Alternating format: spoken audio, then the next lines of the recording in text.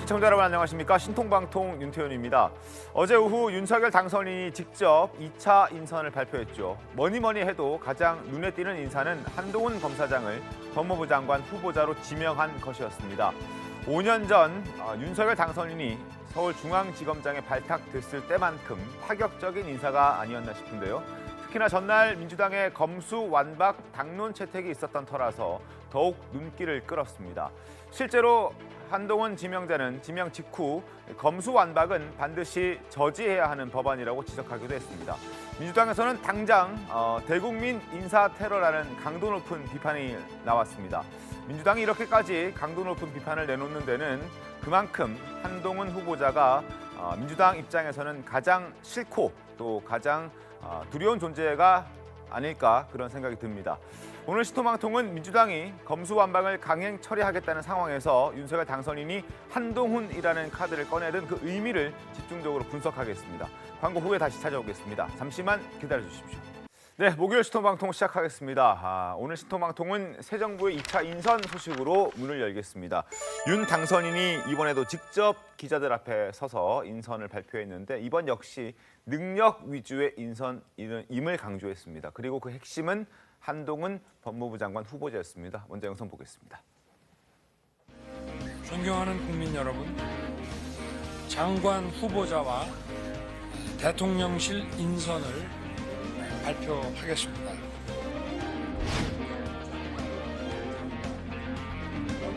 교육의 다양성을 설계해 나갈 적임자라고 판단했습니다. 진정한 한반도 평화 시대를 열어갈 적임자라고 판단했습니다. 효율적인 공직 인사와 행정을 구현할 적임자라고 판단했습니다. 한동훈 후보자는 20여 년간 법무부와 검찰의 주요 요직을 두루 거쳤고 사법 시스템을 정립하는 데 적임자라고 판단했습니다. 저는 실력이 없는 가까운 사람이 없습니다. 저는 일중심주의이기 때문에 능력이 안 되는 사람하고 가깝게 지낼 시간도 없고 좀 파격적이라는 평가가 나오는데 절대 파격 인사는 아니라고 생각합니다.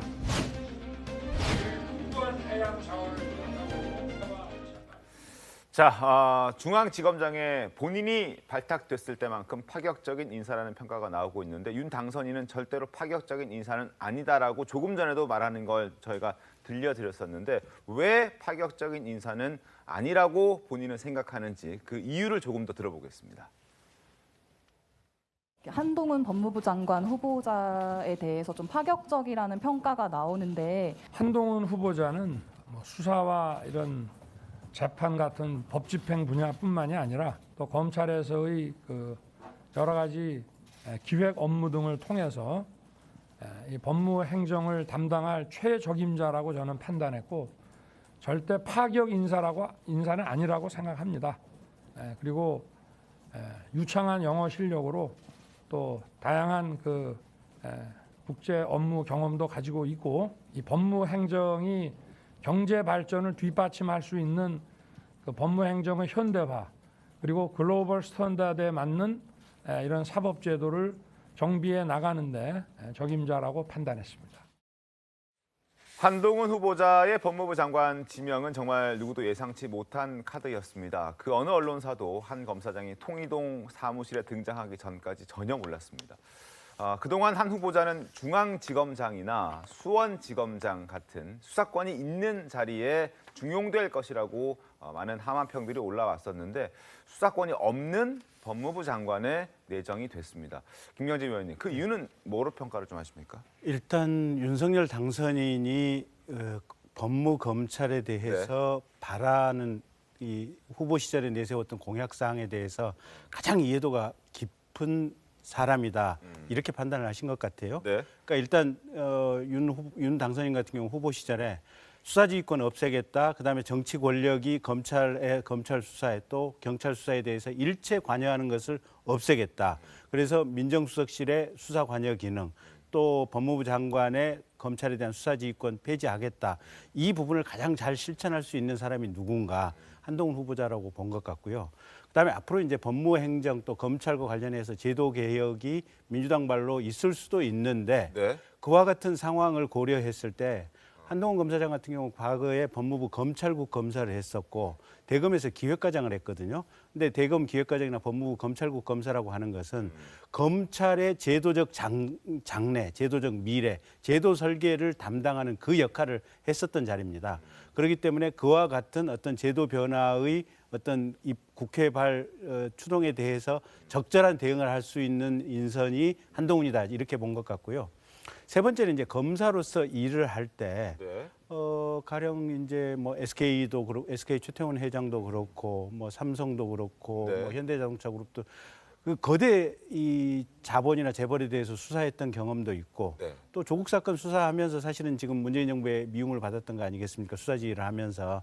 그래서 정말 중요한 거학에 대한 사건 수사해본 경험이 있기 때문에 그와 같은 모든 상황을 다 고려했을 때 한동훈이 비록 기수는 이제 27기다 보니까 기존의 연공서열식 법무검찰 구조에 비하면 깜짝 발탁이라고 볼 수 있지만 능력이나 경험, 경륜 또 현재 당선인과의 어떤 철학에 대한 이해도 이런 걸 가지고 보면 한동훈이 최적임자다 이렇게 판단을 한 것 같습니다. 한동훈 검사장도 후보자도 자신감을 내비치는 모습을 보이기도 했었는데 혹시 김수민 평론가님, 이 지금도 법무부 장관 내정한 것 두고도 민주당이 크게 반발하고 있는데 수사권이 있는 중앙지검장이나 수원지검장에 지명했을 때 더 큰 반발이 우려돼서 혹시 법무부 장관이라는 직책을 맡긴 건 아닌가 하는 생각도 들거든요. 저는 그런 측면도 있을 거라고 보고 그 지점을 바로 장제원 비서실장이 굉장히 추격적으로 표현을 했죠. 칼을 걷어들이고 펜을 쥐어줬다라고 했기 때문에 한간에서는 서울중앙지검장이나 이쪽 수사 일선 자리에 임명되는 것보다는 그래도 네. 낫다. 덜 위험하다라는 의견도 있고 저도 그 점에서는 좀 비슷하게 생각을 합니다. 사실 네. 저는 지난 대선 때 윤석열 당선인이 큰 실수를 했다고 생각을 합니다. 어떤 실수? 그 중앙일간지와의 인터뷰에서 네네네. 한동훈 검사장 실명은 거론하지 않았지만 굳이 한 명의 검사를 칭찬해버린 거. 독립운동가 얘기했던 그렇죠. 거. 독립운동 하듯이 검찰을 했던 인사다라고 평가를 해버림으로써 그렇게 네. 되면 오히려 한동훈 검사장의 처지는 더 곤란해질 것이다라고 판단을 했었거든요. 근데 이제 일선 수사부서가 아니라 법무부 장관 쪽으로 갔기 때문에 그 부분에 대한 이제 논란은 좀 사그라들겠죠. 다만 이것은 또 법무부 장관은 정무적인 자리인 곳이고 한동훈 검사장이 정치판 한복판으로 들어오게 됐기 때문에 이제 정쟁화라든지 여기에 대한 우려는 좀 불식시키기는 어렵겠지만 수사에 대한 공정성이나 중립성 이 논란하고는 이제는 좀 거리를 두게 된 게 아닌가 이렇게 저도 생각합니다. 한 말씀 할까요? 네. 인사에 대한 전체적인 방향을 먼저 좀 짚고 싶어요. 이제 윤석열 당선인이 그럼 국정 5년을 어떻게 이끌어 갈 것이냐가 이제 장관 후보자들을 통해서 읽을 수 있지 않겠습니까? 네. 정치는 이제 뭐냐면 미래로 나가야 되는 건데 그 미래의 상징적 인물들을 이제 만들어줘야 되는 것이죠. 예를 들면 YS 정부에서는 김영삼 전 대통령이 이인재라는 노동부 장관을 발탁하면서 이제 새로운 정치를 열어야 된다라고 하는 상징적 인물을 해줬고요. 김대중 전 대통령 같은 경우는 그동안의 지역 간의 그 갈등이라든가 또 하나는 뭐냐면 이제 이념 간의 갈등을 이제 불식시키기 위해서 강인덕 통일부 장관을 이제 내정한단 말이죠. 그래서 통일 정책에 대한 부분을 이제 크게 제시를 하고 경제 문제는 보수층이 했던 이규성 부총리를 입각을 시켜서 그렇게 이제 균형을 맞춘단 말이죠. 노무현 대통령 같은 경우는 강경화라고 하는 이제 법무부 장관을 통해서 검찰 개혁이라든가 새로운 시대를 준비하는 이런 모습이었는데 저는 이제 한동훈 이 장관 후보자를 내정했다라고 하는 것은 뭐냐면 결국은 윤석열 당선인이 과거로 가겠다라는 거예요. 이것은요. 검찰 직화 체제를 통해서 수사를 통해서 자기가 그 권한을 지휘하고자 하는 지휘 통제 체계를 만들어서 결국은 미래로 나가기보다는 과거 지향적인 어떤 정치를 하겠다라고 하는 인물을 내세웠다 이렇게 좀 규정할 수 있을 거고 또 하나는 언론에서도 그렇고 많은 사람들이 한동훈 검사에 대한 얘기를 할 때 지검장 정도 얘기했단 말이에요. 그게 이제 일반적인 시각인 거예요. 어떤 거냐면 인물에 대한 세평이라든가 사람에 대한 평가를 할 때는 그 정도면 적당하다라고 하는 것이 나오는 겁니다. 그래서 지검장 정도가 이 한동훈 장관 내정자에게 급에 맞는 거예요. 그래서 지금 뭐가 나온 거냐면 파격 인사라는 단어가 나왔다라는 건 뭐냐면 합리적인 인사가 아니구나.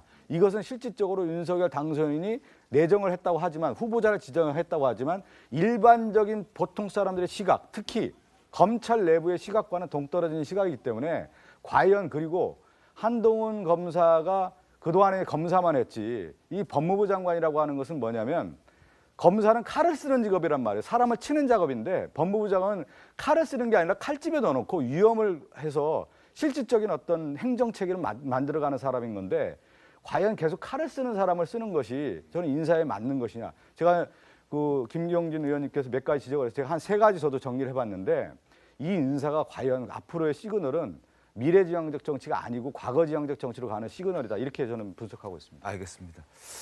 또 일각에서는 이런 우려도 있습니다. 너무나 최측근이기 때문에 팔이 안으로 굽는 것 아니냐 하는 우려도 있긴 한데 이 부분에 대해서도 한동훈 후보자는 이렇게 얘기를 했죠. 공정이나 정의에 대해서 윤 당선인과 뜻을 같이 하긴 했지만 인연에 서로 기대거나 서로 맹종하거나 또 끌어주고 당겨주는 관계는 아니었다라고 얘기를 하면서 이 최측근이란 우려에 대해서 씻고자 하는 그런 목소리도 냈었습니다. 그리고 여러 가지 우려가 있고 뭐 기수도 초월하고 나이도 어리고 상대적으로 그래서 경험이 미천하다라는 이러한 지적에 대해서 그리고 검사로서 20년 가까이 근무한 그 한 가지 분야에서만 집중했던 경력에 대해서도 한동훈 후보자는 못할 것 전혀 없다라는 자신감을 내비치기도 했습니다. 그 목소리 확인하겠습니다. 후보자님께서 27기신데 가뜩이나 연소화된 이제 검찰이 더욱 그 연소화 심해지는 것 아닌지. 대한민국은 이미 여야 공히 20, 30대 대표를 배출한 진취적인 나라입니다. 제가 지금 거의 50이 됐고 그리고 공직 생활에서 이 분야에서만 20년 넘게 근무를 했습니다. 이런 정도 경력을 가진 사람이 나이나 경력 때문에 장관직을 수행하지 못할 만한 나라는 아니라고 생각하고요. 그리고 기수문화는 국민의 입장에서는 철저히 아주 지역적인 겁니다. 제가 그동안 해온 경험을 바탕으로 용기와 헌신으로 최선을 다할 거라는 말씀을 드리겠습니다. 자, 민주당은 극대노하고 있습니다. 민주당은 당장 전쟁을 선포한 것이다 또는 대국민 인사 테러다라는 격한 반응들을 쏟아내기 시작했습니다. 목소리 확인하겠습니다. 인사 참사 정도가 아니라 대국민 인사 테러입니다. 전면적이고 노골적인 정치 보복 선언입니다. 핸드폰 비밀번호를 감추고 범죄 사실을 은폐한 사람이 과연 법의 정의를 실현할 수 있겠습니까? 벌써부터 한동훈보다 차라리 별장 성접대 사건의 김학의 전 차관이 낫겠다는 이야기까지 나오고 있습니다. 한동훈의 지명을 즉각 철회하기 바랍니다. 검찰공화국으로 가는 서막이 열렸습니다. 상상을 초월하는 인사 결과에 충격을 금할 수 없습니다. 윤석열 당선자가 검찰을 사유화하겠다는 선언입니다. 검찰의 정치 개입을 정당화하겠다는 것입니다. 한동훈 검사장에 대한 무리한 무혐의 처분도 법무부 장관 지명을 위한 사전 포석이었다고밖에 볼 수 없습니다. 자, 민주당 의원들의 반응을 조금 더 들여다보죠. 화면 보겠습니다. 신동근 의원, 정치가 느와르 영화인가? 기가 차서 말문이 막힌다. 정청래 의원은 경악, 믿어지지 않는다. 한동훈 윗기수들 다 나가란 뜻이냐? 김용민 의원은 한동훈이 고귀한 검사장에서 일개 장관으로 가는군요. 추미애 전 장관에게 일개 장관이 했던 그 발언을 인용한 것 같은데 어쨌든 이런 단어들이 이런 반응들이 민주당에서는 나오고 있는 그런 상황입니다. 이렇게 격하게 반응하는 데는 여러 가지 이유가 있겠습니다만 시기적으로도 지금 굉장히 민감한 시기이기 때문일 겁니다. 자, 민주당에서는 장미 변호사님, 네. 지금 인선하기 전날 엊그제 검수완박 카드를 지금 당론으로 채택한 상태이지 않았습니까?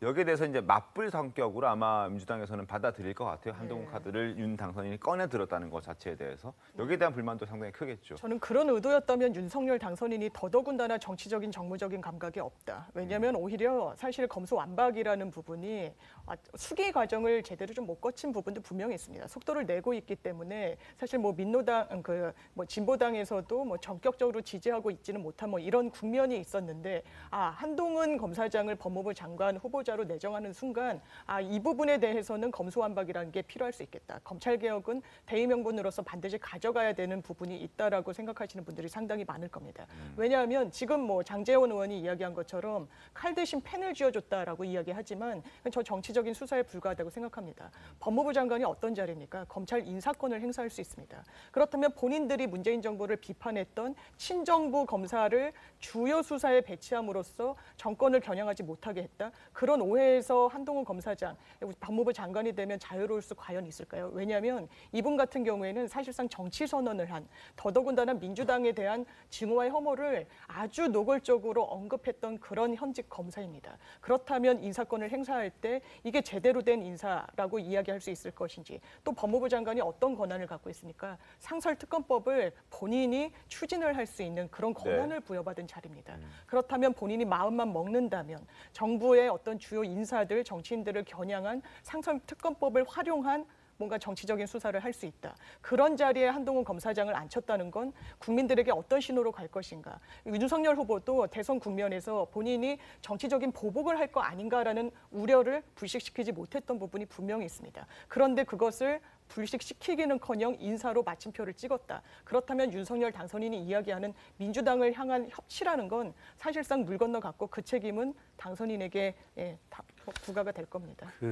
제가 당선인의 대변인쯤 되는 역할로서 이렇게 본인을 낮추십니까? 아니 뭐 상황이 지금 그렇게 돼 있습니다. 어쨌든 그 입장에서 제가 장 변호사님 말씀에 반박을 아니할 수가 없는데요. 네. 일단 좀 반박을 드리면, 자, 한동훈 법무부 장관 지명자가 도대체 뭘 잘못했습니까? 여태까지 민주당 문재인 정부의 잘못된 탄압의 피해자였을 뿐이지 않습니까? 이동재 기자 사건의 공범이라고 해서 고발이 돼서 수사를 받았지만 이동재 기자조차도 1심에서 지금 무죄를 받고 항소심에 가 있을 뿐만 아니라 한동훈 본인은 지금 현재 문재인 정부가 임명한 검사, 부장검사에 의해서 최소한 12번 이상 이게 무혐의 결정을 하겠다고 계속해서 올라왔잖아요. 문재인 정부가 임명한 검사에 의해서 버티다 못해서 결국은 이게 12번째 만에 무혐의 결정이 났었잖아요. 네. 근데 그 사건에 피소됐다는 이유 하나만으로 한동훈 검사장은 대검찰청의 반부패 수사부장에서 갑자기 그냥 부산고검 차장으로 가라더니 그다음에 용인으로 가라고 했다가 진천으로 가라 그랬다가 1년 6개월 만에 그냥 임지를 4번이나 옮기면서 쫓겨다닙니다. 무슨 바둑판의 공깃돌처럼 이렇게 취급을 당했었어요. 심지어는 유시민 전 장관에 의해서 허위사실 공표로 모욕까지 당했습니다. 유시민 장관 공식적으로 미안하다고 사과까지 했습니다. 온갖 또 이게 정진웅 부장검사에 의해서 독직 폭행도 당했습니다. 온갖 핍박과 차별과 탄압을 문재인 정부 3년 내내 지금 받아왔던 사람 아니겠습니까? 근데 그 전에는 검찰 내부에서 조선 제1검이다. 수사에 있어서는 여야를 안 가리고 좌우를 안 가리고 특히 돈 있고 힘 있는 재벌이나 이쪽에 대해서 저 한동훈 검사만큼 수사 잘한다는 사람이 없었거든요. 근데 조국 장관에 대한 수사 지휘를 했다는 그 이유만으로 그 시점부터 온갖 핍박을 다 당했거든요. 근데 그 사람에 대해서 임명했다고 하는 게 도대체 왜 민주당에서는 뭐가 국민을 핍박을 하는 인사고 왜 협치를 파괴하는 인사가 되어야 됩니까? 도대체 저는 그 발상 자체가 이해할 수가 없고 그다음에 이게 검수완박에 대비하기 위한 인사였다? 아니 검수완박에 대해서는 현재 문재인 정부가 임명한 김호수 검찰총장, 문재인 정부가 임명한 이성윤 서울고검장을 포함한 전 고검장, 현재의 전 지검장들이 다 검수완박이 문제 있고 이거 헌법 위반이고 이렇게 되면 사법체계가 파괴가 되고 대한민국 국민들에게 이 직접적인 피해가 갑니다라고 얘기를 하고 있지 않습니까? 그 상황이고 이건 법조인이나 전문가들은 생각이 똑같은 거거든요. 한동훈 검사장, 한동훈 법무부 장관 지명자도 어제 본인에게 물어보니까 나도 김호수 총장하고 생각이 똑같다라고 같은 얘기를 한 거 아닙니까? 근데 그 검수완박에 대비한 인사가 어떻게 되는 겁니까? 지금 뭐 김경진 의원께서 여러 가지 말씀했는데 가장 중요한 것은 뭐냐면 지금의 검찰개혁과 관련된 수사 기소 분리에 대해서는 지금 권선동 원내총무도 법사위원 하면서요. 검찰의 권력의 비대화에 대해서 개혁해야 된다. 그래서 수사검사 분리에 대한 얘기도 했었고요. 그 전에 이제 그 주호영 원내대표 같은 경우는 수사기소 분리해야 된다는 얘기를 강력하게 했습니다. 국민의힘 의원 전체적으로 그런 얘기들을 많이 해왔다는 얘기를 좀 드리겠고 또 하나는 윤석열 지금 당선인이 검찰총장 인사청문회 할 때 수사기소 분리가 필요하다. 그건 당연한 것이다.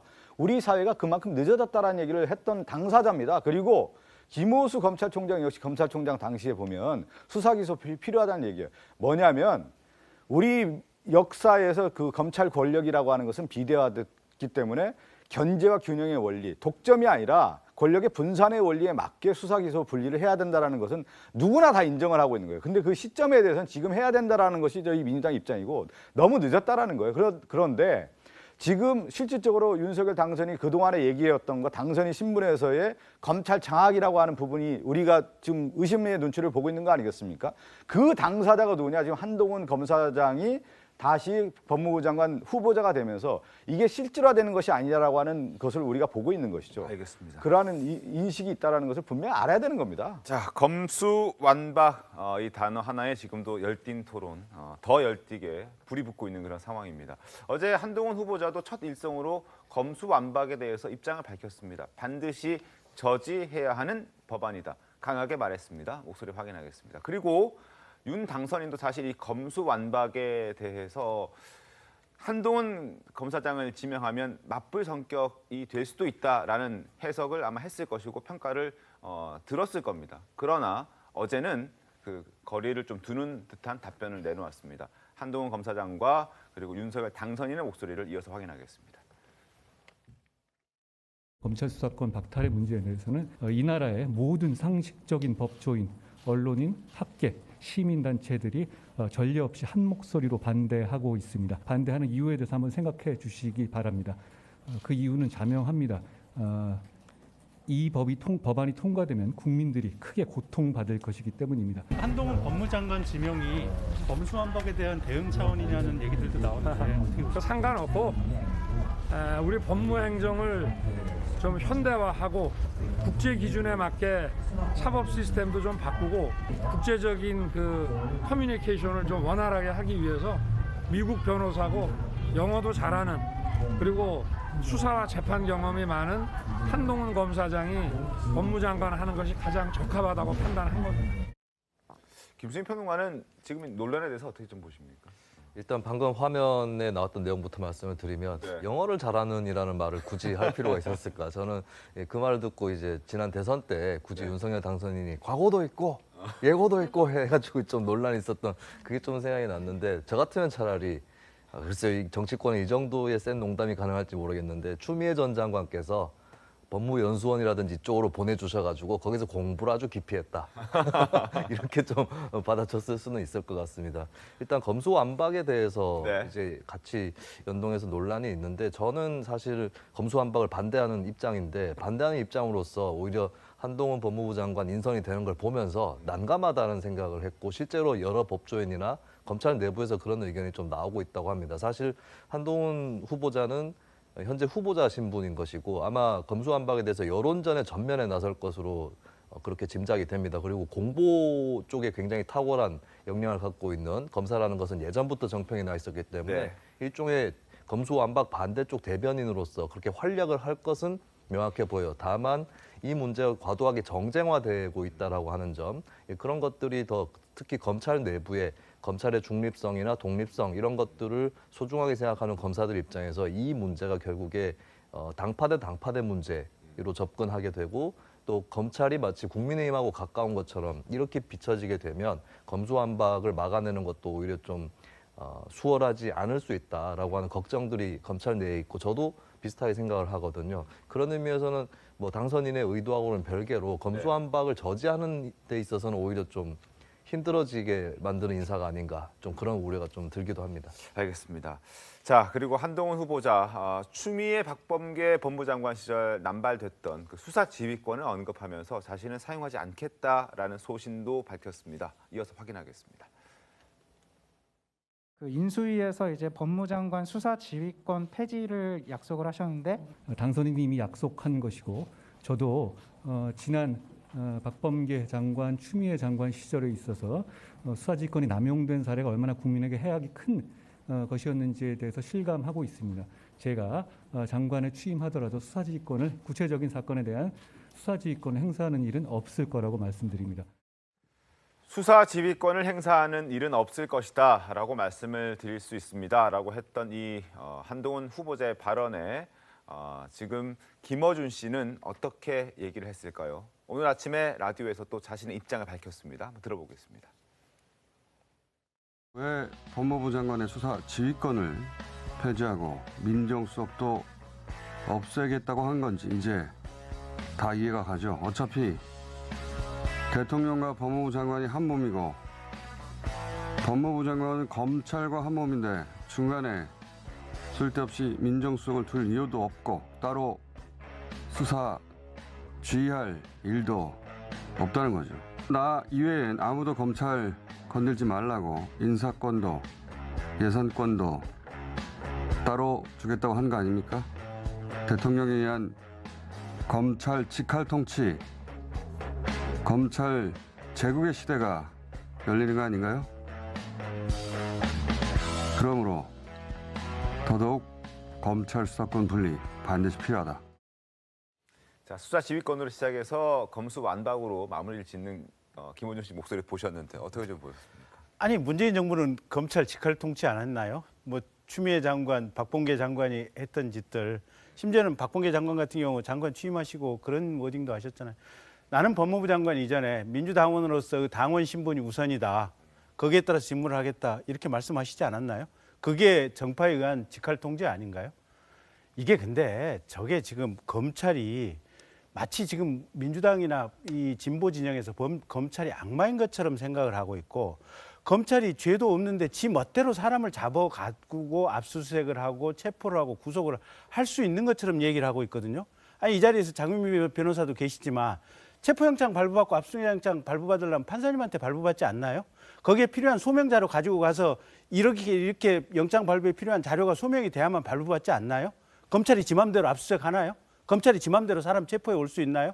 지금은 대한민국 사회가 시스템이 완비된 사회이기 때문에 아무리 대통령이 정적에 대해서 죽이고 싶어도 검찰에게 얘기를 하고 경찰에 얘기를 해도 이게 안 되는 세상이 지금 2022년의 대한민국입니다. 문재인 정부 시절에도 이게 불가능해요. 아무리 박범계 장관이 나는 민주당의 정파 수석의 법무부 장관입니다 얘기하고 국힘 누구 죽이십시오라고 죽여라고 얘기를 해도 못 죽이는 세상이에요. 거꾸로 얘기하면 검찰총장 출신의 윤석열 대통령이 된다고 하더라도 법적인 범죄 혐의나 요건이 이게 어떤 이 혐의 자료가 증빙이 되어야 하고 판사가 그 필요성을 인정해 줘야만 압수수색이든 체포든 구속이 가능한 사회거든요.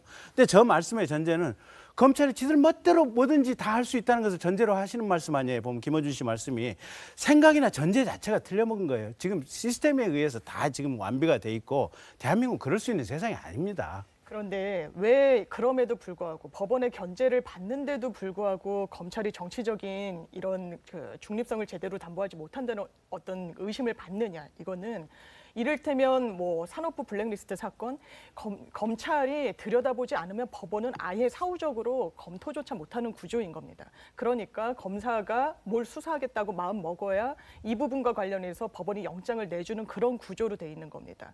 그리고 기본적으로 수사선상에서 발부되는 영장은 인용률이 상당히 높습니다. 법원 입장에서는 실체적 진실을 들여다보겠다는 수사기관의 어떤 행보를 저지시킬 명분이 크게 없기 때문인데 그렇다면 굉장히 정치적인 의도를 갖고 들여다보는 그런 부분에 있어서 검찰이 오해를 완전히 불식시키는 행보를 하고 있느냐, 이미 3년 동안 쥐고 있었던 걸 이제야 전방위적으로 압수수색을 단행한다 할지, 그렇다면 이런 걸 지켜보는 국민들로서는 검찰이 왜 이러지? 정권이 바뀌어서 이러나? 라는 어떤 합리적인 의심을 당연히 제기할 수밖에 없다고 생각합니다. 근데 제가 조금 다른 얘기를 하면서 좀 접근해 보고 싶은데, 근데 우리가 자유민주주의라는 얘기를 많이 하지 않습니까? 자유민주주의를 이루는 두 가지 축은 뭐냐면 개인의 기본권을 확보하는 거고 국가의 공공성을 확보하는 겁니다. 그 축 중에 하나가 뭐냐면 법치주의예요. 이 법치주의라고 하는 것이 이제 우리가 기본이 되지 않으면 나라가 이제 상당히 근간이 흔들리게 되는데, 이 법치주의의 의미에서는 두 가지로 접근이 가능한 거예요. 법에 의해서 지배가 됐을 경우와 법의 지배가 이제 있는 건데, 법치를 잘 지켜서 국민의 인권과 국가의 공공성을 확보하면 좋은데, 여기에는 뭐가 있냐면 법을 집행하는 자, 예를 들면 검사 같은 경우 이런 사람들이 법의 적용에 있어서의 자의성이 들어간다는 거예요. 자기의 편의성이 들어간다는 거예요. 그랬을 경우에 실질적으로 국가의 법치주의가 무너지고 국가의 근간이 흔들린다는 겁니다. 그래서 지금 뭐냐면 우리나라의 검찰이라는 집단 자체가 권한이 워낙 집중되다 보니까 여기에는 뭐가 있냐면 지금 제가 말씀드린 것처럼 자의성과 편의성에 의해서 수사가 되는 거 아니냐. 근데 이 수사한 사람이 기소까지 한다라는 거예요. 그랬을 경우에 실질적인 권력의 독점 현상이 너무 강하다는 거예요. 이런 경우는 분리해 줘야 되는 거고 이 수사와 기소가 독점돼 가지고 문제가 있다 보니까 민주적 통제라고 하는 것을 통해서 견제를 해야 된다. 이것이 이제 법무부 장관의 수사 지휘권인 거예요. 또 하나 검찰 출신들이 실질적으로 비리라든가 불법을 자행했을 경우에 저질렀을 경우에 이 통제가 가능하지 않더라는 거예요. 그래서 뭐냐면 고위공직자 수사처를 만들어서 실질적으로 비리 수사를 해야 된다라고 하는 것이 그래서 민주주의의 기본 원리가 이제 짜여 있는데 아직까지 가장 근본적인 수사 기소의 분리라고 하는 것은 제가 말씀드린 것처럼 법치주의에 맞는 겁니다. 근데 이 수사 기소의 독점주의가 개인의 기본권이라든가 국가의 공공성을 확보하는 데 있어서의 자의성도 있기 때문에 이것을 개혁해야 된다는 큰 방향이 나온 거예요. 왜 이 부분을 그래서 지금 윤석열 당선인도 검찰총장 할 때 이 부분을 인정하는 거고 모든 지금 야당의 국회의원들한테 한번 물어보시죠. 수사기소 분리에 대해서는 다 찬성했단 말이에요. 과거에. 지금 이 시점에 와서 권력을 잡아보니까 안 되겠다 싶어가지고 반대하는 목소리가 지금 나오는 건데 기본으로 돌아가야죠. 그것이 가장 윤석열 당선인뿐만 아니라 윤석열 정부가 가야 할 방향이다 이렇게 말씀드리고 싶어요. 대변인 입장에서 한마디만 더 할 수 있을까요? 일단 장 변호사님 말씀에 대해서 제가 한 번만 더 반박을 드리면 산업부 블랙리스트 3년간 묵혀온 것은 이게 바로 문재인 정권의 법치 파괴의 현장입니다. 그때 환경부 장관 기소할 때 동부지검에서 기소해버렸으면 돼요. 산업부에 대해서 같이 조사해서 기소해버렸으면 되는데 환경부 장관 기소하고 나서 정권에서 틀림없이 압력이 들어오니까 또 그 동부지검에 있는 뭐 검사장이나 뭐 이런 사람들이 압력을 받았겠죠, 정권으로부터. 그래서 야 그러면 김은경이 사건 어떻게 될지 모르니까 그 사건 유죄 확정되는지 두고 사건 천천히 미뤘다가 해라. 그래서 이제 한 거예요.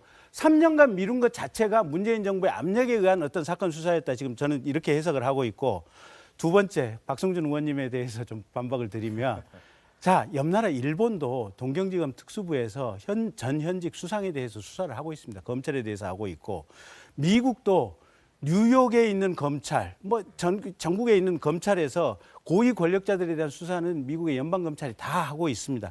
심지어는 인접해 있는 중국도 검찰이 공직자 비리에 대해서는 검찰이 전속 수사를 하고 있습니다. 이게 왜 그러냐면 수사기관과 소추기관을 떨어뜨려 놓으면 오히려 이게 여기서 수사기관에서 판단했던 내용, 소추기관에서는 기소를 할까 말까 판단하는 내용에서 이게 만약에 부조화가 생기면 이걸 해결할 방법이 없는 겁니다. 그래서 지금 형사재판하는 판사님들도 제발 수사 직접 한 검사가 법정에 와서 왜 당신이 유죄가 되는지를 우리한테 좀 정확하게 설명해 달라는 요구가 빗발치는 거거든요. 네, 자 지금 저희도 검수완박과 관련해서 아이템이 또 준비가 되어 있는데 이렇게 앞에서 열띤 토론 해버리시면 나중에 정작 저희 검수완박 얘기할 때 과연 어떤 얘기 나올지 저도 좀 기대를 좀 해보겠습니다. 자, 그 얘기 하기 전에 일단 이렇게 지금 보신 것처럼 한동훈 후보자 지명 하나만 놓고도 이렇게 정치적 의미, 해석들이 많이 나오고 있고 이미 인사 함명했다는 것의 의미를 뛰어넘었다라는 평가도 많습니다. 이런 한동훈 후보자, 사실 윤석열 당선이 못지않게 검사로서 정말 파란만장한 인생을 살았는데 2003년이었습니다. 대검 중수부에서 윤 당선인과 인연을 쌓기 시작해서 그 이후에 최순실 특검을 통해서 돈독해지는 과정을 거쳤는데 일단 3차장 재직 중에는 이명박, 박근혜 전 대통령을 구속했고 양승태 전 대법원장까지 구속하면서 사실 민주당 의원들에게 최고의 검사라는 찬사를 받았던 한동훈 후보자이기도 합니다. 당시 민주당 의원들이 어떻게 얘기했는지 한번 들어보겠습니다. 이 전 대통령이 주식회사 다스의 실소유주라는 사실을 확인하였습니다. 죄에 합당한 판결이 선고될 수 있도록 최선을 다하겠습니다. 양승태 전 대법원장을 구속하여 수사하였습니다. 법과 상식에 부합하는 결과가 나올 수 있도록 공소유지에 최선을 다하겠습니다. 자, 우리 한동훈 부장님에게는 편견이 좀 있어요. 최고의 검사라 그러셔가지고 그런 편견이 좀 있습니다. 여전히. 우리 한동훈 부장 정도 되면 최고의 검사인데? 한동훈 부장님 어떻게 생각하세요? 예, 저희가 부족한 부분을 좀 더 살피면서 수사하겠습니다. 자, 저랬던 한동훈 후보자가 2019년 조 전 장관 수사를 담당하면서는 무려 4차례나 좌천성 인사를 경험하기도 했습니다. 자, 대검 반부패 강력부장에서 부산 고검 차장검사로, 그리고 법무연수원 용인분원에서 또 충북 진천분원까지 이동을 하면서 지금은 사법연수원 부원장으로 있죠. 이 과정에서 한동훈 후보자 현 정부를 강하게 비판하기도 했었습니다. 그 목소리도 이어서 바로 확인을 해보겠습니다. 지난 1년간 잘못이 바로잡히는 상식적인 과정이라고 생각합니다. 정치적인 수사였던 것 같다는 말씀도 하셨는데 저는 그렇게 생각합니다. 저는 4번 좌천당하고 2번 압수수색을 당하고 후배 검사로부터 독직 폭행을 당했습니다. 없는 죄를 만들어서 덮어 씌우는 것은 민주국가에서 절대로 있어서는 안 되는 일입니다. 그런데 말입니다. 그거 정확하게 이 정권이 저한테 한 일 아닌가요? 자, 그리고 조금 전 조국 전 법무부 장관도 한동훈 후보자의 지명을 놓고 자신의 페이스북에 입장을 냈습니다. 간략하게 소개를 좀 해드리겠습니다. 한동훈은 그냥 법무부 장관이 아니다. 윤석열 정부의 왕 장관이자 황태자다. 이렇게 시작을 합니다. 그러면서 6가지의 어떤 이유들을 쭉 써놨는데, 일단 대통령의 신복 중에 신복이고 민정수석을 겸하는 법무부 장관이다. 그리고 윤석열 라인의 새로운 수장이다. 뭐 이런 얘기들을 쭉 해놓으면서 한동훈 후보자의 지명에 대해서 비판하는 목소리를 내놓고 있습니다. 이렇듯 여러 장관들과 사실 한동훈 검사장 후보자는 많은 갈등을 거듭해 오기도 했었습니다. 과거 장관들과 어떤 갈등들이 있었는지 그 영상도 좀 보겠습니다. 이거 딱 하나야. 무조건 수사를 막겠다, 권력 수사를 막겠다. 그리고 문제는 공부 좀 하고 하라 그래. 매번 틀리잖아요.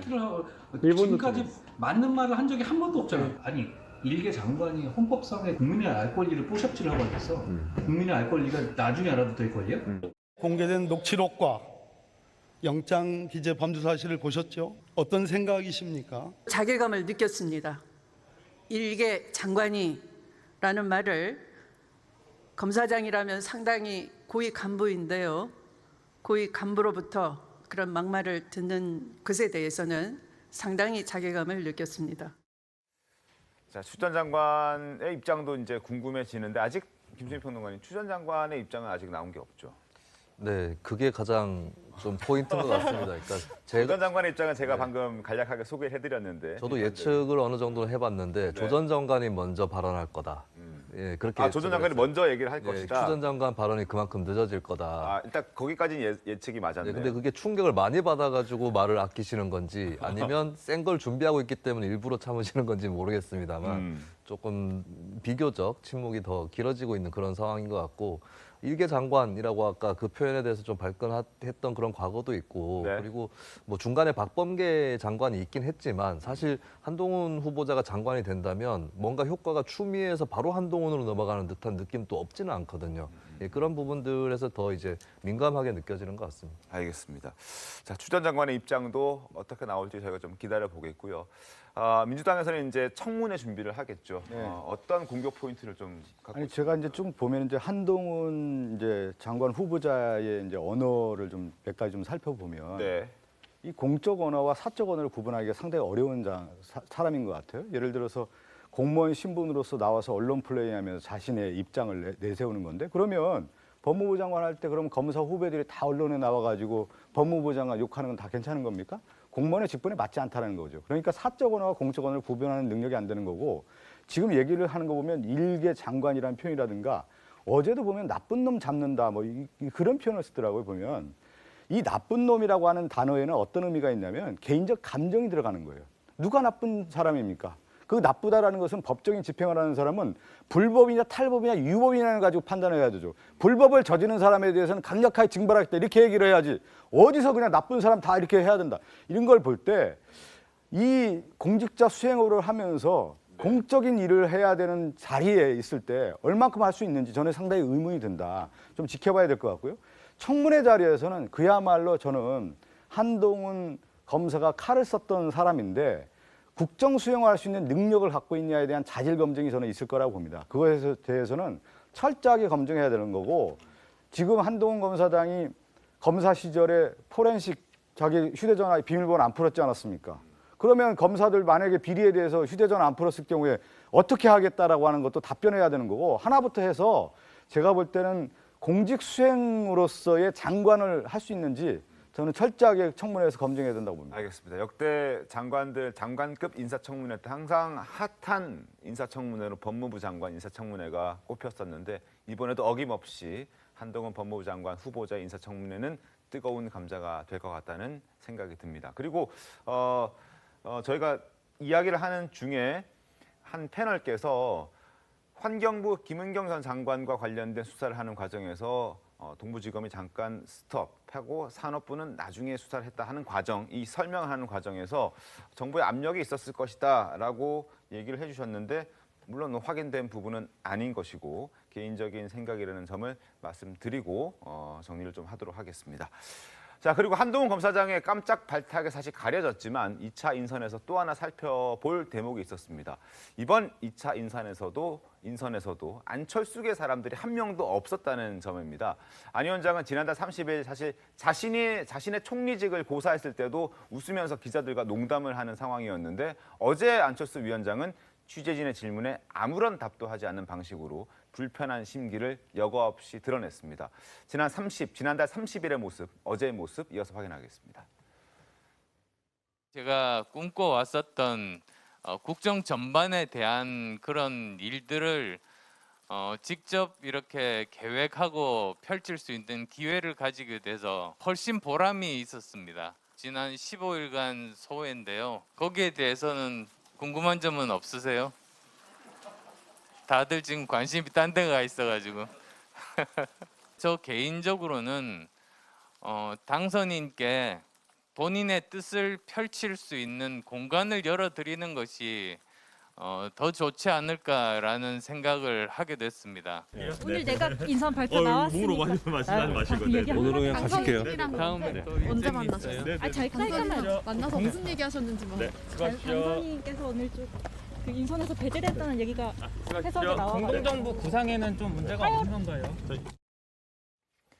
자, 1차 인선 때도 안철수계 인물들은 없었고 그리고 불만한 품은 이태규 의원도 인수위원직 사퇴했었죠. 그리고 어제 인사 발표하기 전에도 윤 당선인과 안 위원장은 독대를 했다라고 합니다. 그럼에도 불구하고 2차 인선에는 안철수계 사람들이 없었고 윤 당선인 역시 자신의 인사 원칙에 흔들림도 없었습니다. 자, 안 위원장과 윤 당선인의 이야기도 이어서 보겠습니다. 제가 전문성이 있는 분야에 대해서는 조언을 드리고 싶었습니다만 그런 과정은 없었습니다. 능력과 인품을 겸비해서 국민을 잘 모실 수 있는 게 인사 기준입니다. 안철수계 좀 중용 가능성에 대해서는 조금 언급이 인사 원칙을 제가 말씀을 드렸잖아요. 거기에 부합하면 어느 계고 상관이 없어요. 거기에 부합하지 않으면 안 되는 것이고. 안철수 위원장 추천 인사 좀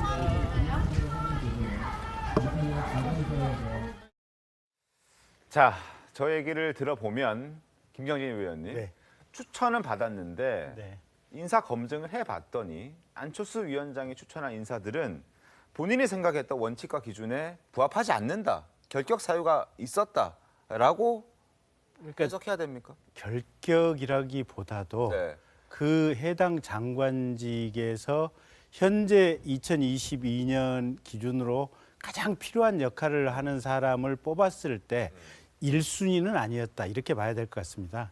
그러니까 제가 아는 한 가령 신용현 지금 인수위 대변인 같은 경우도 과기부 장관으로 아마 맞습니다. 상당히 심도 깊게 검토가 됐었던 것 같은데 어쨌든 당선인께서는 지금 서울대학교 반도체학과 지금 이종호 교수를 최종 낙점을 했지 않습니까? 이거는 반도체가 지금까지도 대한민국 최고의 먹거리의 원천이고 앞으로도 먹거리의 원천이 돼야 되는데 국가적인 어떻게 보면 원천 기술의 개발에 에너지가 그쪽으로 많이 가야 되겠다고 하는 이 철학적인 방향이 조금 더 우선됐기 때문에 아마 신용현 대변인 대신에 아마 이종호 교수가 선택이 됐었던 것 같고요. 상당수의 어떻게 보면 장관직들이 그와 같은 기준에서 선발이 되다 보니까 조금 안철수 위원장께서 추천한 인사들이 1순위가 못된 것이 아니냐. 그렇게 보고 있습니다. 이제 능력이 다소 좀 부족했다. 부족했다가 아니고 지금 현재 필요한 장관의 어떻게 보면 가장 필요한 이 수요 부분에 관해서 1순위가 되지는 않았다. 이렇게 보시면 될 것 같습니다. 저는 그 정치적으로 좀 해석하고 싶어요. 윤석열 당선이 당선됐을 경우에 안철수 당시 후보가 공동정부에 대한 부분이라든가 이제 그 대선에서 포기를 하면서 윤석열 당선인을 지지하지 않았습니까? 그것이 정치적 역할에서 얼만큼 자기 입장에서 봤을 때 이 정권을 찾아왔는지에 대한 부분을 인정해 줄까? 그 지분에 대한 건데 저는 예상하기로 윤석열 당선인 안철수 당시의 그 후보의 지분을 저는 인정하지 않을 거라고 봤습니다. 시간이 지나면. 이것이 이제 현상으로 나타난 것이죠. 당선에 도움이 별로 안 됐다고 생각했을 겁니다. 여기에 대해서 안철수 위원장 측이 지금 뭐 반발하는 모습들이 상당히 많지 않습니까? 그래서 어제 만찬 자리에도 안철수 위원장은 윤석열 당선인과 저녁 식사를 하지 않고 자리를 불참했다라는 소식도 전해지는데 김수민 평론가님, 인수위에서는 이렇게 얘기를 하더라고요.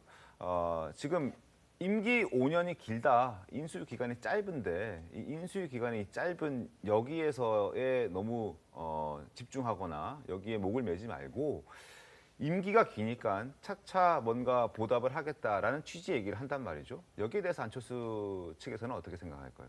차차 보답을 한다라고 한다면 네. 그거는 어떻게 증명할 거냐. 미리 어느 정도 보증을 해놔야 되는데 그러면 현재의 공동정부에서 그게 드러나는 게 아니겠습니까? 그렇다면은 일단 안철수 위원장이라든지 국민의당 측에서는 떨떠름한 생각을 감출 수 없는 것이고 당장에 뭔가 보장해 주는 것도 없는데 시간이 길지 않느냐 했을 때는 그것은 이제 거꾸로 안철수 위원장이 스스로 판단을 해봐야 될 부분이겠죠. 그러니까 같이 국민의힘과의 합당을 포함해서 아예 그래도 지금 당장에 받는 것이 없다 할지라도 확실하게 안으로 들어가는 행보를 택할 것인지 아니면 이렇게 된 김에 오히려 현 정부하고 거리를 그러니까 여기서 현 정부는 윤석열 정부입니다. 거리를 띄우고 또 다른 길을 가든지 이것은 이제 스스로 좀 판단을 해야 될 상황이 된 것 같고 저는 어쨌든 간에 두 이제 윤석열 당선인과 안철수 후보 간의 공동의 공식적인 약속이었거든요. 공동정부라는 것이. 그리고 공동정부와 다른 것이 아니라 장관직의 배분 이게 굉장히 중요한 부분입니다. 해외 연정 사례들을 봤을 때 네. 근데 국민들 앞에서 한 약속을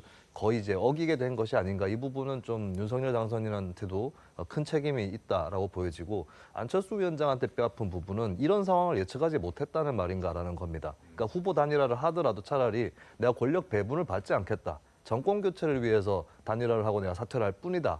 라고 차라리 그렇게 터는 것이 낫지 않았을까. 그때 뭐 명분을 잡기 위해서 공동정부다, 뭐 합의문이다 이런 것들이 나왔지만 제대로 지켜질 수가 없는 것이 또 한편으로 한국 정치의 구조이고 제도거든요.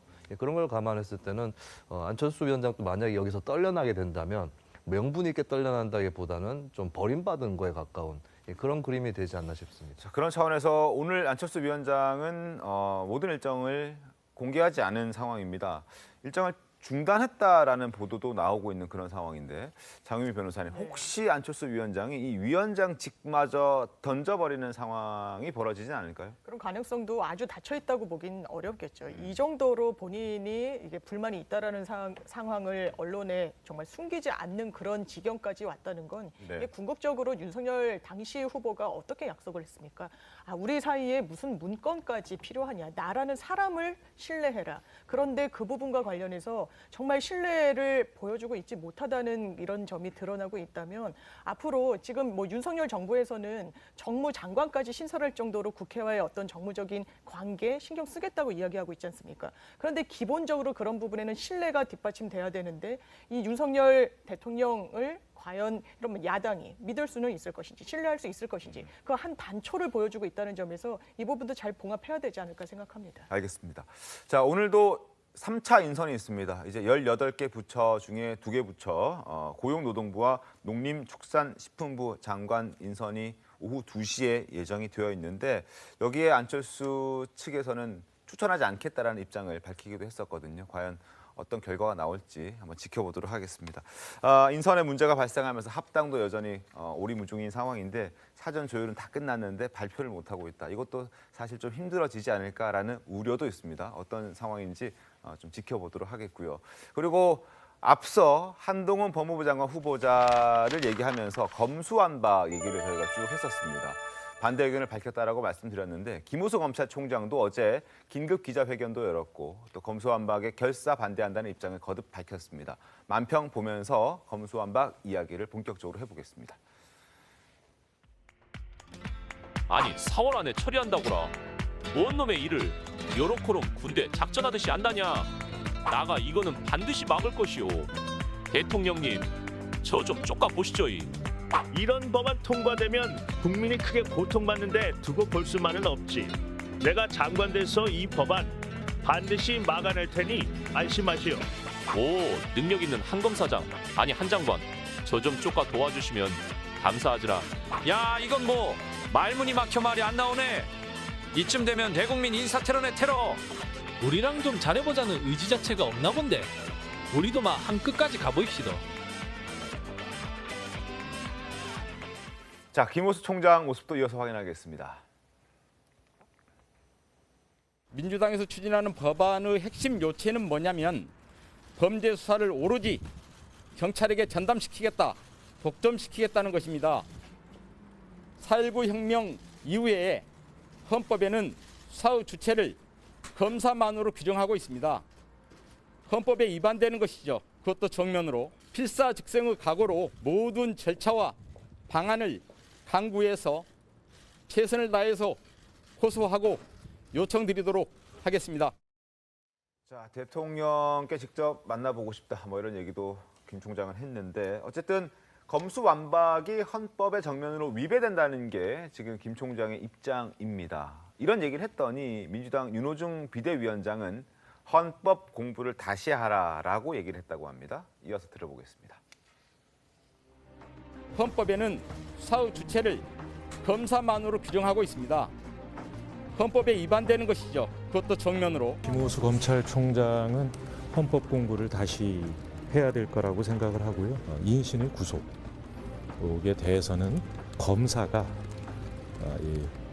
그 영장을 청구한다라고 되어 있는 그 대목 하나입니다. 헌법 12조 제3항은 검사의 영장 청구권을 규정하고 있습니다. 그러니까 수사권이 없는데 어떻게 영장을 청구하겠습니까? 검사에 대해서 수사를 못하게 하는 법안이 있다면 그거는 당연히 이연이라고 생각합니다.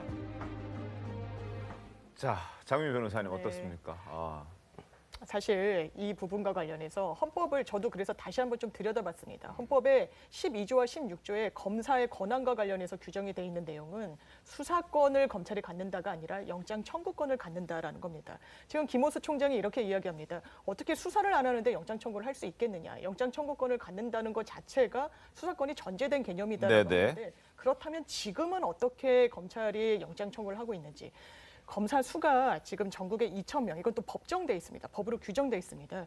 저희 검찰 단계로 사건이 넘어가도 직접 검사가 수사하는 사건이 거의 없습니다. 수사관이 합니다. 선배 검사들은 요즘 젊은 검사들은 직접 수사를 제대로 안 한다, 못한다 이렇게 불만을 이야기할 정도로 검사 수가 적기 때문에 실질적으로 검찰 단계에서 제대로 들여다본다는 인상을 받지 못합니다. 지금도 경찰이 물밑 조사를 해서 검찰의 영장을 신청하면 검찰이 청구를 하는 이 서면을 보고 어떤 서류를 보고 그런 구조로 가고 있는데 뭔가 경찰에 넘어가면 국민들이 피해를 볼 것처럼 이야기하는 건 다소 사실관계를 왜곡하는 부분이 분명히 있다라는 점 지적하고 싶습니다. 네, 저도 좀 한 말씀 드리고 싶은데 영장 청구권하고 수사권을 동일시하면 안 된다라고 하는 게 장윤희 변호사님 지적인 것 같고 저도 거기까지는 동의를 합니다. 그런 의미에서 김호수 총장이 굳이 이게 위헌이다라고까지 얘기할 필요가 있었을까라고 하는 생각이 들어요. 왜냐하면 그렇게 친다면은 이미 직접 수사 범위, 검찰의 직접 수사 범위가 축소가 됐는데 그것도 위헌이다라고 볼 수 있는 거거든요. 그렇기 때문에 저는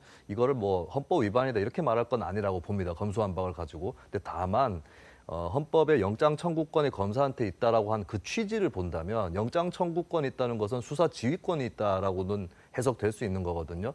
근데 우리가 사법 형사 절차에서 수사 지휘권과 수사와 기소 이것은 일종의 스펙트럼과 같은 단절되지 않는 부분이 분명히 있습니다. 수사 지휘권이 있어야 수사를 들여다볼 수 있고 그렇기 때문에 기소하는 데도 도움이 되고 공소 유지를 할 수 있는 것이죠.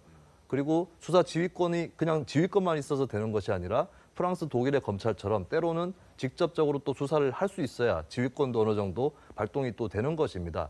사실은 해외 사례만 놓고 보더라도 수사와 기소가 떡 썰듯이 분리된다는 거의 없다시피 하는 거거든요. 이런 부분들을 좀 상기를 좀 시켜줄 필요가 있다라고 하는 이런 생각이 좀 듭니다. 저는 일단 장 변호사님 말씀에 계속해서 이제 반박을 좀 드리면 일단 제가 83년, 84년, 85년에 이제 대학을 다녔는데 네. 그때 헌법 교수님들이나 형사소송법 교수님들은 저희들에게 저렇게 가르쳤어요. 저 헌법 조항 때문에 결국은 수사에 있어서 가장 핵심되는 절차적인 방법이 압수수색과 체포, 구속에 대한 권한인데 이게 수사의 본질이다. 수사의 핵심 아닌데 여기 헌법에다가 영장, 압수수색 영장 청구권, 체포영장 청구권, 구속영장 청구권 이 영장 청구권은 검사에게 전속한다고 하는 것은 수사권 자체가 검사의 본질적인 역할이고 검사의 권한이다라고 하는 것을 헌법에 명시해 놓은 조항이다. 담고 있다. 담고 있다. 그렇게 헌법 교수님과 형사소송법 교수님들에게 배웠어요. 그러니까 제가 대학 다닐 때 배운 내용에 의하면 그게 김호수 총장이 아까 말한 내용이고 사실은 윤호중 지금 비대위원장님 같은 경우는 뭘 모르고 있는 내용이죠. 근데 그걸 떠나서 가령 우리가 2년 전에 2020년 1, 2월 달에 공수처 만들고 그다음에 검경 수사권 조정을 한번 했지 않습니까? 속칭 민주당발 검찰 개혁을 그때 2020년도에 다 했어요. 네. 그러면 2년 이제 그 개혁을 하고 나서 2년이 지났는데 자, 그러면 범죄 피해를 당한 서민들 행복하십니까? 경찰로 간 수사권, 사건 처리 빨리 됩니까? 명확하게 해결이 됩니까? 옛날에 비해서 왜 이게 혐의가 없는지 또는 왜 혐의가 있는지가 분명하게 밝혀집니까? 이런 문제제기. 그러니까 서초동에 있는 변호사들 얘기 들어보면요. 고소인을 대리해서 고소장을 내보면 옛날에는 한 6개월이면 어떻게든지 끝이 났대요. 결판이 났는데 요새는 1년, 2년이 돼도 끝이 안 난대요. 결판이 안 난대요. 사건이 어떻게 처리되는지도 모르게 이게 지연이 된다고 하는 이 불만이 하나가 있고 두 번째 공수처를 만들면서 이게 대한민국의 장관, 국회의원, 경찰서의 경무관 이상 군 장성들 이 대한민국의 속칭 높은 사람들은 다 수사 대상에 넣어놨지 않습니까? 근데 자 우리가 1년 동안 공수처 운영하면서 봤지 않습니까? 딱 한 건 기소를 했거든요. 그러니까 공수처가 대한민국 이 검찰의 특수부 반부패 수사부를 대신해서 대한민국의 잘난 놈들, 재벌들 뒷돈 서로 가고 이런 거래하는 것들 다 해결할 것처럼 얘기를 했지만 네. 그러면서 검찰의 특수수사 기능을 실질적으로 없애버렸고 추미애 장관 같은 경우는 남부지검의 증권범죄 수사단도 없어졌지만 네. 실제 중요 사건, 권력 있는 자들의 사건은 단 한 건도 적발을 못하고 공수처는 공수처대로 기능을 못한 게 2년간 이게 검찰개혁의 결과예요. 민주당 정부에. 근데 지금 또 무슨 검수완박 개혁을 한다고요? 도대체 이걸 뭐 때문에 하고 누구를 위해서 하는 겁니까? 근데 그 법을 보는 사람하고 이제 일반적인 국민의 시각에서 바라보는 어떤 상식적 수준이라고 하는 것이 이제 저는 네. 부합이 돼야 된다고 보는 건데요. 이제 민주주의라고 하는 기본 원리는 뭐냐면 견제받지 않는 권력을 있어서는 안 된다는 거예요. 그러니까 검찰이 지금 저희가 볼 때는 견제받지 않는 권력이다라는 거예요. 이것을 허용해서는 안 되는 것이 민주주의의 기본 원리인 거고요. 네. 헌법의 가장 중요한 게 뭐냐면 모든 국민은 법 앞에 평등하다는 거예요. 그러면 검사들이라든가 검찰 집단이 그러면 어떻게 보면 국민들이 바라볼 때는 치해 법권 지역이 돼 있는 것이 아니냐라고 보는 시각들이 저는 있다. 그렇기 때문에 검찰 개혁이 국민들에게 받아들일 때는 해야 된다라고 하는 여론이 높다. 이렇게 저는 상식적으로 접근해야 될 것 같고 지금 헌법 규정에 대한 얘기를 가지고 하는데 저는 김경진 의원님 이제 변호사긴 한데 검사도 출신이잖아요. 그러면 영장 청구에게만 그것을 검사에게 한다라고 하는 규정을 그대로 해석해야지.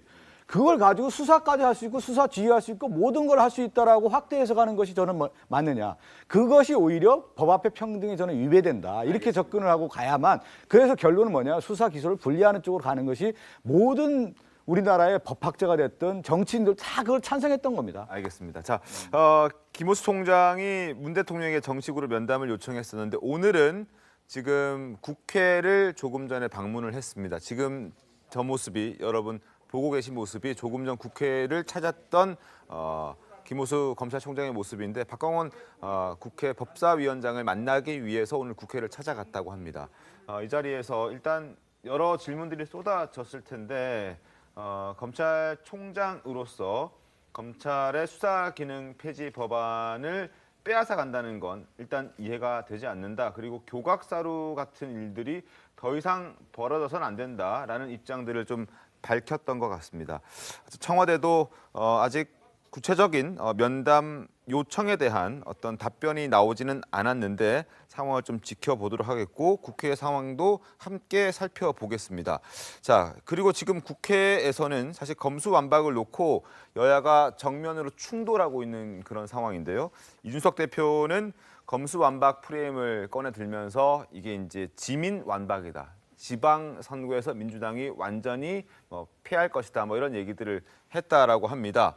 그리고 국민의힘 김기현 원내대표와 또 권성동 의원도 마찬가지로 권성동 원내대표도 마찬가지로 이런 비슷한 취지의 이준석 당대표와 비슷한 취지의 얘기를 했다고 하니까 그 목소리 한번 들어보겠습니다. 대통령 선거에 지고 나서 제일 먼저 추진한 1호 법안이 지금 이게 검수완박법, 저희들은 이재명 방탄법이라고 부르는데요. 뭐가 그렇게 구린 데가 많아가지고 얼마나 구린 구석이 많으면 이런 것이냐. 고위공직자, 권력자의 부정부패 사건에 대해서 면죄부를 주겠다는 법안입니다. 검찰 수사권을 박탈하겠다는 거는. 네. 그래서 결국은 국민에게 피해를 주는, 손해를 주는 법안이다. 그래서 우리 당으로서는 총력 저지할 수밖에 없다는 말씀을 드립니다. 자, 민주당의 김용민 의원과 이수진 의원은 또 이런 얘기를 했습니다. 지금 검찰이 검수완박을 반발하는 이유는 돈벌이 때문이다라고 얘기를 했다고 하는데 들어보겠습니다. 결정적으로는 돈 문제가 엮여 있을 수 있습니다. 검찰이 검사들이 나중에 퇴임해서 변호사를 개업해야 되는데 검찰한테 권한이 많이 있어야, 특히 수사권까지 같이 가지고 있어야 이 검찰 정관들이 돈을 벌기가 쉬운 구조가 되거든요. 고위 공직자들은요, 사실은 검찰하고 더 친하잖아요. 보험을 들고 있는 경우가 많아요. 수사를 할 때 검찰하고만 친하면 자기는 조금 안전할 수가 있습니다. 검찰 출신 국회의원들도 많고 경찰이 수사를 하는 거가 안전하진 않았던 거죠, 지금까지. 자, 김수민 평론가님, 국민의힘은 국민들을 위해서는 어쨌든 검찰의 수사권을 빼앗으면 안 된다라는 입장을 냈었고, 민주당에 조금 전에 의원들의 목소리를 들려드렸지만 검찰의 수사권을 빼앗는 걸 반박하는 검찰들이 왜 그러냐, 돈 때문이다 이런 얘기를 하거든요. 어떻게 좀 들으셨어요? 네, 저는 일단 좀 민주당이 걱정이 되는 부분이 있는데, 일단 이미 검경 수사권 조정을 통해서 검찰의 직접 수사 범위를 상당히 축소했고, 그리고 수사 지휘권도 많이 약화가 됐어요. 근데 현장에서 좀 좋지 않은 일들이 벌어지고 있습니다. 사실 경찰 쪽에서도 업무 과부하가 걸린다거나 아니면 고도의 법리적 해석이 필요한 부분에 대해서 좀 손을 떼게 된다거나 이렇게 해서 차질이 빚어지는 측면이 있고, 저는 지난 LH 사태 때 국민들의 불만, 왜 이것을 검찰이 자기 직권으로 수사에 개입을 못하게 돼 있느냐, 국가에서 위에서 보장을 해줘야 검경합동수사본부를 만들 수 있게 되었느냐라고는 이 불만이 있었기 때문에 저는 검수완박을 추진하게 됐을 때 민주당이 받게 되는 역풍이 상당히 클 거라고 보여지고, 근데 중요한 부분은 저는 민주당 지지층한테 못할 짓이라는 생각을 합니다. 지난 대선에서 분명히 이재명 후보는 졌지만 거의 50%에 가까운 득표율을 올리면서 아주 간발의 차이로 졌거든요. 그렇다면 이렇게 표가 결집된 이유는 무엇일까? 민주당 지지층들의 중로는 무엇일까, 이걸 좀 봐야 됩니다. 근데 검수완박이라고 하는 것은 일부 지지층들의 좀 강경한 의견에 불과한 것이고, 이 지지층들이 사실 우리가 친구들이나 가족들하고 외식을 할 때도 한 명이 이 식사는 싫은데라고 하면 그 식당에 안 갑니다. 그럼 그 민주당 지지층을 한 서너 명으로 표현을 한다면 서너 명들이 다 동의할 수 있는 정책을 우선순위로 갖고 가야 된다는 거죠. 대표적인 게 민생 경제 정책이고, 그리고 윤석열 당선자에게 우려되는 부분들이 있을 겁니다. 반노동적인 거 아니냐, 반환경적인 거 아니냐, 반여성적인 거 아니냐, 이런 정책들, 민생 정책들이라든지 민주당이 대선 때 약속했었던 정치개혁이라든지 이런 것들을 우선으로 펴는 게 맞다라고 하는 것이고, 그리고 검찰의 권력을 약화시켜야 된다는 것은 저는 동의합니다. 거기까지는 동의하는데 방법은 다른 게 있을 수 있거든요. 수사, 기소 분리, 김하고 밥을 분리한다, 이거 말고도 김밥은 그대로 놔두고 야채김밥, 치즈김밥, 무슨 소리냐면 특수수사청, 마약수사청 이런 식으로 수사와 기소가 융합된 상태에서 청들을 쪼개는 방법도 있을 수 있는 거거든요. 왜 이런 것들에 대해서 충분한 수기 없이 밀어붙이느냐. 저는 문재인 대통령이 민주당 지지층을 생각해서라도 거부권을 행사하는 게 맞다고 봅니다. 알겠습니다. 일단 국민의힘에서는 어떻게든 막겠다는 겁니다. 국민의힘은 문재인 대통령이 거부권을 행사할 가능성이 낮다라고 보고 있기 때문에 필리버스터라든지 여러 가지 국회에서 할 수 있는 방법을 동원해서 최대한 막겠다는 것인데, 그래서 사실 정의당의 역할도 중요하다는 얘기를 했었는데, 정의당이 당론으로 민주당의 검수완박에 동의하지 않겠다라는 메시지를 냈기 때문에 일단 민주당은 보통 살라미 방식이라고 하죠. 회기를 쪼개가는 방식으로 이번 회기 끝내면 다음 회기에는 무조건 표결에 붙여야 되는 이런 법안을 좀 활용한 일단 국회 어떤 운용의 어떤 묘를 활용한 살라미 방식을 통해서 검수완박 법안을 통과시키겠다는 계산을 갖고 있는 것 같습니다. 여기에서는 이제 박병석 의장의 역할이 굉장히 중요한데, 박성준 의원님, 박병석 의장이 사실은 지금은 당적이 없는 중립적인 그런 상황 아닙니까? 어떤 결정할 것 같습니까?